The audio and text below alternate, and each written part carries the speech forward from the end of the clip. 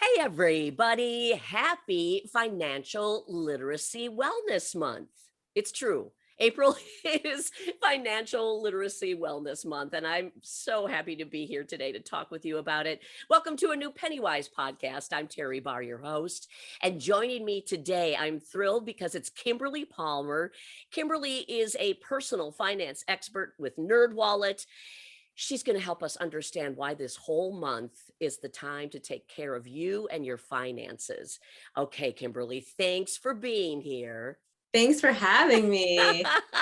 All right. So, Financial Literacy Month. Why do we care?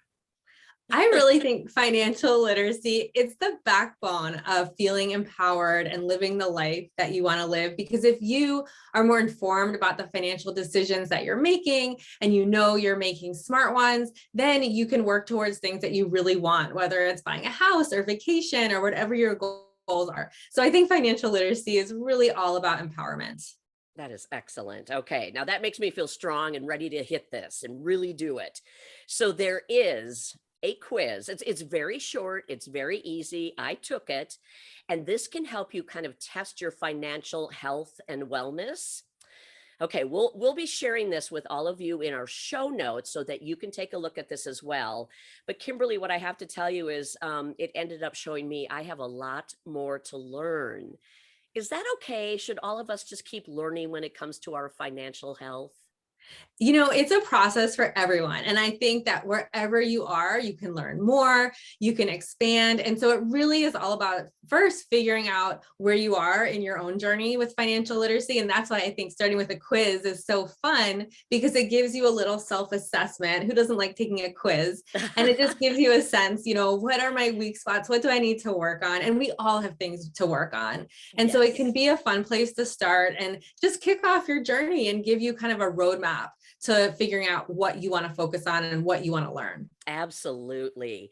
Okay, so there are some tips that we have that help you get started on that road to wellness too. What about tip number one? I guess this would be just trying to take a look at what you're spending. I know this is so hard, but why does this have to be probably the first step in this journey? Well, looking at your own spending is almost always the first step when you're trying to make any kind of financial change, because it really gives you insight into where you are now and what changes you want to make. So whether you're looking at a credit card statement, debit card, cash receipts, however it is that you tend to spend money, you want to do a deep dive into that spending. And, you don't have to go too far back. Even if you just look at the last 2 weeks, month worth of spending, it can give you insight into some tweaks you want to make. Maybe you're spending on some things that you really aren't feeling the value of anymore. Maybe you can cut back in certain areas. And so I really think looking at that spending, it's such a good starting place. Okay, so start there, then move on to maybe taking a look, because obviously this is spending. You're paying to get your credit card paid off at some point. But is it the right idea to start with maybe that lowest credit card payment and just kind of plug away at that? Is that a good idea? There's really two schools of thought when it Okay. comes to paying off credit card debt. Some people really want to focus on the highest interest rate debt first. And that makes sense mathematically. It means that you're focusing on the debt that's costing you the most. But then the second school of thought, and I do think this resonates for a lot of people, is to pick your lowest amount of debt first and pay that off, because it gives you a little bit of encouragement to feel like you're making progress. And you pay off that debt, now you can turn to the next one, and it just gives you that momentum. And so you really need to pick the method that works best for you and that clicks with you. But I have heard from a lot of people that it does help them feel motivated to just cross something off their list. Okay. I love, though, that there are at least options. It's not like you have to lock yourself into this one idea. Work with whichever one is best for you. It sounds like that's great. Exactly. Oh, Exactly. And very there are good. really helpful calculators online, whichever method you use, that can help keep you on track. So it doesn't have to all be in your head. Haha, that's even better. Okay, how about evaluate investments? Some of this may be an automatic thing through your work, but is it still a time that maybe you just stop and say, okay, I'm doing this financial awareness thing, so why not take a look at everything? Well, for a lot of people, reviewing your investments means your retirement savings because it's talking about long-term savings. And, there is a risk for a lot of us of just having those investments that's maybe automatic through work. And you just forget about it and you don't check in and you don't consider if anything needs to be rebalanced. And so this is really a reminder to set aside some time quarterly, at least annually, but for a lot of people quarterly, and just see where you are with your investments and consider if you need to make any changes or alter anything. And so just checking in, just putting a note on your calendar to do that regularly is a really good idea. Yeah, and we're talking about 5 tips and 5 steps basically, but all of these are super important in getting to where you want to be. I'm appreciating all of this so much. Here's an interesting one that I've read about that I didn't know about. If you're sitting on some medical bills, and many people maybe from the last 2 years in particular, you can actually negotiate these. Tell me more about this. That's right. And I think Huh. medical debt is getting a lot of attention these days because it Mhm. is something that weighs so heavily on a lot of households. So if you find yourself in that situation, it is important to know that you can potentially negotiate, and at least it doesn't hurt to ask. And so if you find this dragging you down and you owe money, you owe debt to a provider, call them and see if you can set up perhaps a payment plan. That's something that a lot of providers are open to, and you can work out some way to help you get out of that debt without it really hurting your finances long term. So I think negotiating is always a good idea. And, it doesn't hurt to ask. The worst case scenario is that they say no. So it's Right. worth making that call. I'm going to jump off that idea of negotiating or asking. There's other bills I'm assuming we pay. I'm going to just throw at something like maybe cable or internet.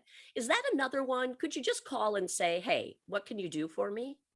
Absolutely. It's always a good idea to make that call. And, a lot of people might not feel comfortable making that phone call, but what you Right. can do instead is communicate and make the same request through a different method. And so, for example, downloading the company's app and sending a chat message to the app is something that maybe you might feel more comfortable with. It's easy to make a request in writing. Email, social media requests also work. So, Yeah. whatever method of communication feels most comfortable to you, that's how you can open up that negotiation conversation. Oh, that's wonderful. Thank you. And with so much social media and messaging and all of that, I mean, there's so many opportunities for people to at least start that conversation in the way they feel most comfortable. That's great. Exactly. And sometimes you want to be sure not to share personal information on social media. So Yes. sometimes the company will immediately say, oh, let's take this to direct message, but you're still opening that conversation and having it through social media. You just want to be sure you're not sharing anything that should be private in a public location. Very good. Finally, saving. I think the bottom line is we all want to try to save some money somehow. So what do we do, Kimberly? Do we save for something? Do we automate savings? How do we best do this? Well, with savings, the first thing you want to check on is having an emergency fund. So, do you Uh-huh. already have that in place? And, traditionally people say you want to have 3 to 6 months worth of expenses. That Mhm. can seem so daunting. So, maybe it means starting a little bit less, maybe save $1,000 or $2,000 before the end of the year. And, we can do this by making small changes and even setting aside a few dollars a day. It adds up by the end of 6 months, by the end of a year, and you can feel like you're making that progress. So emergency fund savings is number one priority, but then you can think about your other savings goals as well. Maybe you want to set money aside for if you have children for their college, or maybe you want to go on a vacation or saving for a house down payment. So it's really about expressing what those goals are. And some people even like having labeled savings accounts within their bank accounts just so they see themselves putting money Right. toward the specific goal. So that can help too. I love the idea of the separate savings accounts, whether, at your bank or if you're doing a savings account online where you've got the different pockets. That seems to make it very visual that you can understand that, wow, this is actually working toward my goal of savings. How about that? I think it's so helpful. And it can also be a way just to help keep you organized and on track. Automating those savings is something that works Yeah. great for a lot of people. So you can just set up, hey, every month I want X amount transferred into this bank account that's labeled with this specific goal. And you just feel like you're making progress without having to manually do it every month. Yeah. And I love also taking the idea that you mentioned, say, set a goal, $1,000 for the year that you want to try to save. And if you break it down, it comes out to what, $2 or $3 a day? And it just seems so realistic then, doesn't it? It does. I am such a fan of breaking up these really big, daunting goals into smaller steps because really these small amounts do add up over time. And so it can just help make it feel more manageable. And in the end, can we still have fun with this? It has to be fun. I think it has to be fun for us to keep doing it. And so the key is really to find ways that this feels enjoyable to you. And, some people find it really enjoyable to transfer that money into savings each month Mm. or to see their debt getting paid off steadily. So you have to find whatever it is that gives you that sense of satisfaction with managing your money. And that way you want to keep doing it and you keep up all that great work. Oh, that's amazing. And hopefully we gave you 5 strong steps to help you get started, especially right now. Why not use the rest of this month, financial literacy month, to take that time and do it? Anything else that we missed out as far as what you would want to suggest for folks who are listening? I think one more thing to consider is how you can really leverage your own social network and your friends to help keep you on Oh, track. I know that's that for a great. lot of people, just, sharing those goals publicly on Facebook or with friends, it can just help keep you engaged and help keep you on track. Sometimes when you say to a friend, hey, I've been trying to spend less and be more frugal, they say, oh, me too. Like, we can strategize together. And it just helps. It makes it more fun. It helps keep you on track. So that can be a useful strategy as well. Oh, that's wonderful. Kimberly Palmer, personal finance expert with NerdWallet. It is just always terrific to talk with you. Thank you. Thank you for having me. Absolutely. And I'm Teri Barr, your host of the PennyWise podcast from Lee Enterprises. A new episode every Thursday. And we wish you good luck as we are still in April and it is still Financial Literacy Month. Go get it, okay? We'll see you next week.